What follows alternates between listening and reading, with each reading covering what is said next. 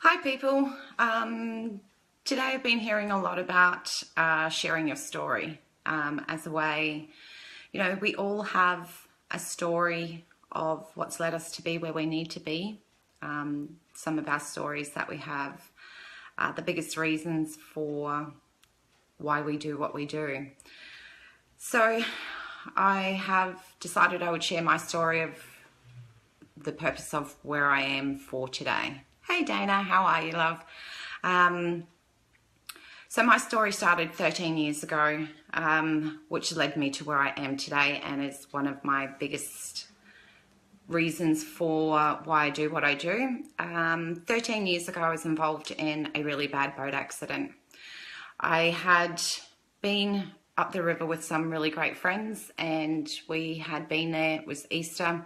We were having a really great time. Met this guy there who were friends of a friend's, and he had a boat. And excuse me, I asked him if I could go for a ride. It was a really powerful speedboat. My father had had speedboats, and I thought, it'd just be really nice to sort of reignite that again. So I didn't really say anything to anyone. I really didn't think anything would eventuate from it. But the next morning we woke up and we were saying goodbye to some friends, and he came up and he said, "I'll take you for that ride." And in that very given moment, I shit myself. I knew I should have said no, and I didn't. It was a very eerie morning. The water was crystal clear, which was really unusual that no one was on the water. And I reluctantly and foolishly jumped in the boat, knowing that I was going against everything that I knew, simply because I let my ego get the better of me. In that boat accident, hi Luke, how are you, love? In that given moment, throughout the whole time of going for the boat ride, all I wanted it to do was for it to be over, get out. It scared the living shit out of me. But in the moment, the steering cable snapped and we got thrown out at 80 miles an hour and I hit water. The initial accident never bothered me. While I was underneath the water, I remember my dad always saying that you never come to the surface very quickly because the boat could still continue to flip, and some people had died through that. So I remembered that.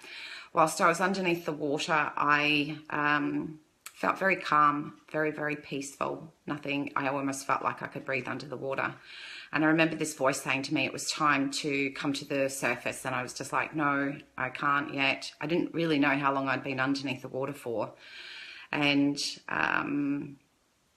you hear of stories of near-death experiences, and there was just like this great big tunnel of light, and the next minute I was just floating basically to the surface of the water. When I came to the surface, I remember seeing this boat, another boat. It was a really ugly boat, mind you. I never forget it. And these three guys were on the back of it, and they were opening up the back, and I thought to myself, I hadn't survived an accident like that to be run over by another boat, so I waved my hand in the air, and then the next minute it was almost like time had changed, and next minute I was just surrounded by people getting grabbed out of the water, and just went about all the things that needed to get done to help us. The accident was something that not only just changed my life, but it changed the course of so many people's lives, all just because I didn't want to say no. I didn't want to let people to see that I was scared of something, and so I let my own ego get in the way. In that moment, while it was happening, everyone was standing on the bank and everyone watched it. My husband, my two young children who were very little, our friends of their friends. From that moment on, life was never ever the same for any of us. Yes, Dana, it was an ugly boat. I never forget it. It was like the 80s, apricot around the outside with an even deeper apricot rim around it. So yeah, it was goddamn ugly. But anyway, getting back to my story, from that moment on, there were two parts of the accident that had a massive impact on my world from that day on to now. One, I had thought to myself, I hadn't survived an accident like that to not live my purpose, and I knew I was playing a really small game. The second point from the accident was I was so angry with myself. Now, for a lot of people that don't know me, I am psychic clairvoyant, so I knew an accident was going to happen. I'd made sure that we were close to hospitals, ambulances, everything like that. And I foolishly put myself in a predicament where I could have killed myself and not lived my purpose. And that could have had a massive impact on my husband and children now. For the next, say, nearly 9-10 months, the anger subsided and I became really enraged with myself that I was so foolish. And from that point on, I ended up with anxiety and agoraphobia. And for people who don't know what that is, agoraphobia is where you can't leave the house. Now, that was not really beneficial. So we had 2 young children. I had to get to and from school and just had to live. Come about the 8th, 9th month, I thought to myself I couldn't live with myself anymore at the moment. My mind was just all around, why had I not died? What was I supposed to do with myself? The rage took over. I retreated back from everyone and everything, and I felt like I was just watching life go by and I wasn't actually actively involved in it. Mentally, I was in a really messed up, bad place. Suicidal thoughts had popped into my head for quite a long time. I got to the stage where the anxiety and living that way had plagued my reality that much that I wondered what I had even survived for, because I wasn't actually living. I hadn't taken it and done something positive with it. I was actually self-destroying myself with the anger. I made a decision in the Christmas of that year and made a decision that it was time to either follow through with the ideas and thoughts that I was having, which was to commit suicide, or I got on with living and following my passion. And I chose the second. At the time, my husband and I were traveling with his work, and I said to him I needed to come home and I needed to get my shit together. I needed to get my life together so I could actually be a mum, so I could actually be a wife, so I could actually be a human living in this world. And we came home. We had nothing. And I enrolled myself back in school. I had already had certification, but it needed to be upgraded. Thank you, Dana. You got to listen to the messages. Yes. And I enrolled myself in school, and every day was a challenge. I had to get myself up. I had to take my kids to school, and I had to drive myself to college for 3 whole months. And leaving the house was like the world's biggest ordeal in the whole world. I couldn't believe that I was doing that, but I realized that I had to start living. And so I enrolled myself in school. I got high accreditations, and to other people that was awesome, but to me, the accomplishment had already been served because I had actually got myself out of the house and I was living my purpose. So from that moment on, I then went about looking about what was my purpose, and my purpose to me was always to help educate and inspire people. I had done massage. I went on a quest where I needed to learn everything about the physiology of humans. I needed to know how we functioned, why we functioned, so that we could make better decisions and live within understanding how we live in this world as ourselves. Because, I mean, we're taught about this world, but we're not taught about ourselves. So I thought if I could learn as much as possible, and I was on a quest to learn as much as possible about myself, I could help others too. So I went about anatomy and physiology was something that I absolutely loved. It's just something that I still now to this day, 20 years later down the track, I still continue to look into it and use it, because I think we live in this world and every bit of knowledge that we learn must be integrated in how we can use it in this world, designed and pulled apart so that it fits for you. But first you've got to work out who you are. So I learned everything about physiology and human structure, how we live in our physical body. Loved it, because that was a conversation you could have with anyone. And everyone experiences pain, and it's a way that our body communicates what emotionally is going on for us. So then I set about learning as much as possible about psychology and mindset and the relationship between emotional and how that plays out in our physiology. Because then that way I could add another dimension to my work to help people. I then went on, because I had always been a spiritual person, and went and learned as much as possible about spirituality, lots of different modalities. My idea was that if I could learn everything about those 3 parts, I could help anyone on any given thing, because I could help them on a physical, mental, and a spiritual part.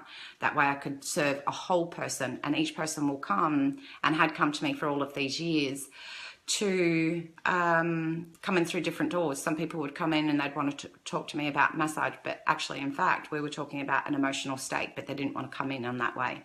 It was something I was really passionate about. I've then spent 20 plus years living it, doing it, breathing it. It was an extension of who I was. It was me.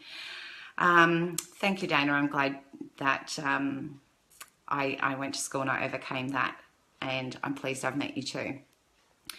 From that moment on, I spent about every part of my living, breathing moment seeing how I could help people. I didn't want people to experience the pain that I could, and if I could help them, then I was living my purpose. Came about last year, I reached a point in my career where I felt I'm just not serving, I'm not helping as many people as I wanted to, and that became a really big thing for me. And I thought, well, how can I reach more people? I was doing lots of one-to-one services for people. And I thought, well, if I get online, I can help people, even then that way I'm not limited by time or location. At that point, I could barely turn on the computer. I didn't even know how to do a PowerPoint. And I thought, well, rather than if I just learnt it for myself and put my knowledge out there, what if I created something? So then it went back to my biggest umbrella, which was education. I could get all of these therapists to share their knowledge, and then collectively we could make this massive radical shift and take people out of pain, out of areas of pain. And I was like, sweet, cool, that's great, but I still don't have any tech skills. So I spent about 2.5, 3 months researching people, finding out what I needed to do, and then I went about doing it. I suppose I really wanted to share this story with you because I think we all reach a point in our life where we have to make a decision, and the decision is either going to keep you either trapped and stuck in old world doing what you know just because it feels familiar, or you can move into new world, which may feel a little bit uncomfortable when you do something new because you don't have the skills. It does scare you, but it's going to move you towards the direction of where your purpose is supposed to be. I know that one foolish decision I made could have cost me my life, and I also know that 9 months later I made a decision to commit to living life, and that has been where I have been for the last 13 years now, making sure that I'm always living my purpose, that I was put on this earth to do something, and that I owned that responsibility and that ownership to myself to fulfill that, and in the process help as many people as I can. Thank you. It's something that I really live by, Dana, is that old world and new world, and that's where I believe everyone's at the moment. There's this, amazing transition that's happening for people at the moment, and they're just a little bit, there's all these fears popping up for people about, they want to go and try something and do something new with their life, but what about? That's it, all the buts. Well, you don't. When I first went on this journey from the accident, I didn't know all the steps. I just started off with one step, and that one step then opened up the door for another step and another step. And that's all I've been doing for 13 years now, is just one more step, and understanding what my purpose was, which is to this day, is to help people, to move them from areas of living in pain to understand and learn more about themselves. It's the most important thing you will ever self-discover, is to learn more about you, and you are designed to be you. So, you can't take someone else's knowledge and implement it into you if you haven't pulled it apart and re-put it back together again that works with you, because we're all about, being our own authentic self. So we need to discover who that authentic self is and understand that you're going to change because you're evolving all the time. You're no longer the same person. When you move into a new world, you're not the same person. So you make different decisions. When you move from old world to new world, there's also going to be things that come up for you, but you tap into the resources that you have within yourself that let you know that you can do this. Because you've started something new doesn't mean you can't bring all the awesome old world resources into that to help you. Thanks, Dana. And that's what I really want to share, is that everyone has this amazing story. No one gets through this life to this point without pain. We've all experienced pain on so many different levels, and one person's pain is no different than the next person's. We've all experienced it. But the beautiful thing is the polarity, which is Without pain, we don't understand what we're most passionate about. And therefore we get the choice to which world do we want to view, this current world that you're living in, your old world fears, or the new world of love and passion, and knowing that it's going to take a little bit of hard work to get where you want to be, but that hard work is worth it. And not just that, you will embark on a journey of discovering more and more about yourself every single day you do something that's working towards your one step. And that one step is uncovering who you are. And that is the most important thing, because the more you can understand who you are and what drives you, then you can explain that to other people and share that, and we can help other people learn more about ourselves and how we can tap into the concept of being ourselves, because we're all designed differently. We all have a different journey to fulfill within this reality, and our journey is to understand who we are, and that's the most important. And once you've got that, it just radiates and it shines from within you, because people know that you understand mechanics about yourself. You understand how you work within this world. You understand how you learn. You understand how you teach. You understand how you inspire other people. And that is so pivotal, because once you understand that, you can naturally go out there and help as many people as you can by simply being you. And each of us have that, to be an inspiration for others simply by being themselves. We're all drawn to something about someone. There's something appealing about them that we want to learn. We want to know more about, so that we can learn more and understand ourselves. So I really wanted to share that with everyone today, that it's about making a decision at the moment. And sometimes decisions, everything comes with a consequence. If you choose not to make a decision, you're going to be left with fears, phobias, and mental torment that goes on. Or you can choose to move forward and understand that all the steps aren't laid out for you. But if you follow what you believe in and what appeals and resonates and aligns with you and your purpose and your passion, then you're never going to go wrong, because you're living this reality for yourself. And understanding that the journey that we're all on is to understand more about ourselves.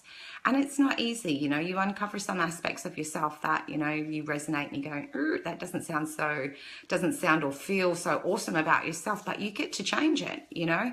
But they're all parts that make up yourself. And I always say, like, it's time to stop hiding those, what I call like the shadow selves, you know, those parts of ourselves that we feel are not quite as awesome as the others. It's time to bring those forward to this moment and look at how you can make changes, or at least find peace with them, and to be at one with yourself. And I can tell you, it's like, you know, from where I've come from to where I am now, there's still daily things that I need to work on.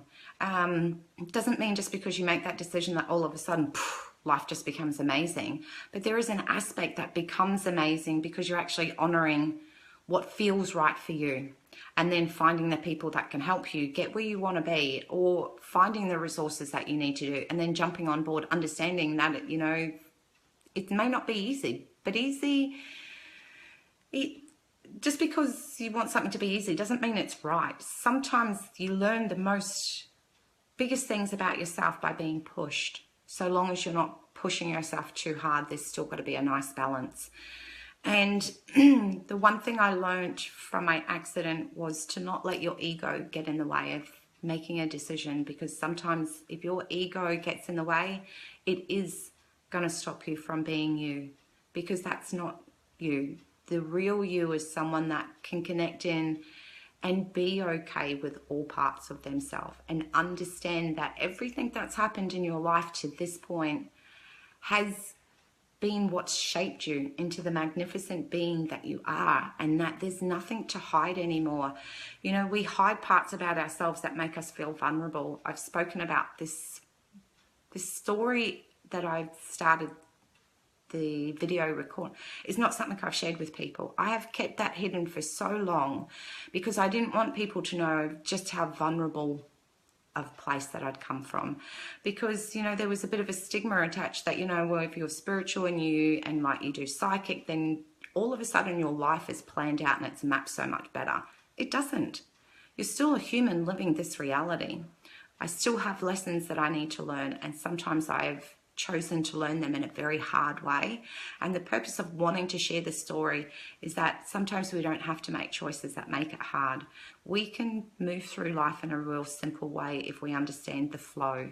And I've just had a conversation with a really cool dude, Zach, and that's what we've spoken about, is about working with that flow.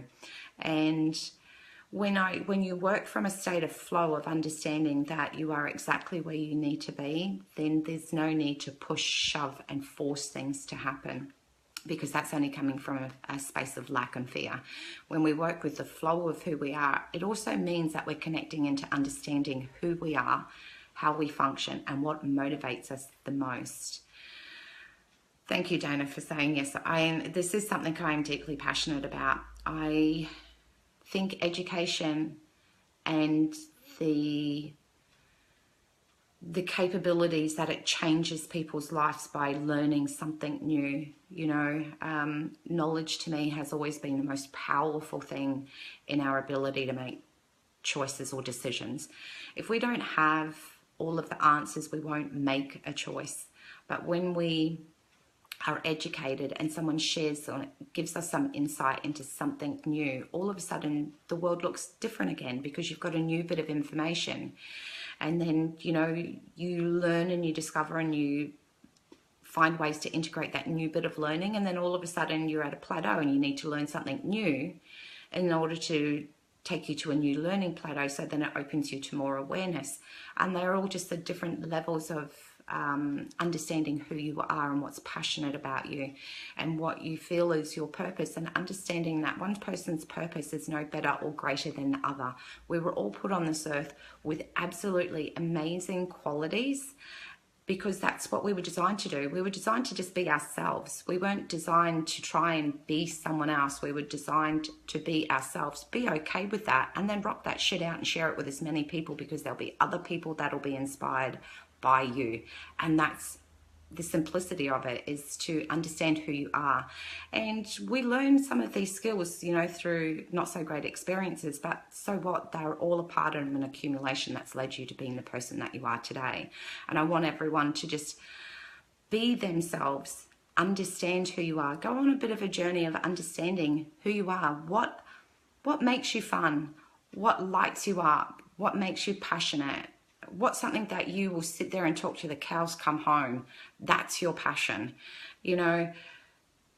Who are the people that you're sharing your time with? Are they helping you reignite that passion within you? Are they propelling you to move you forward? Are they supporting you when you do things? Are they also there to give you a kick up the ass when you need it, because you're, maybe visiting pity town and you need a bit of a boost to get yourself moving again? Understanding who you are will make the journey of getting through life so much easier, because you'll know who you are. You'll know what your passion is. So and you're probably wondering how you learn this. It's like, if you understand what you're learning, even something simple like understanding your learning style, we all learn things differently. And there are 4 different learning styles, your visual, your auditory, your kinesthetic, your touch and feel.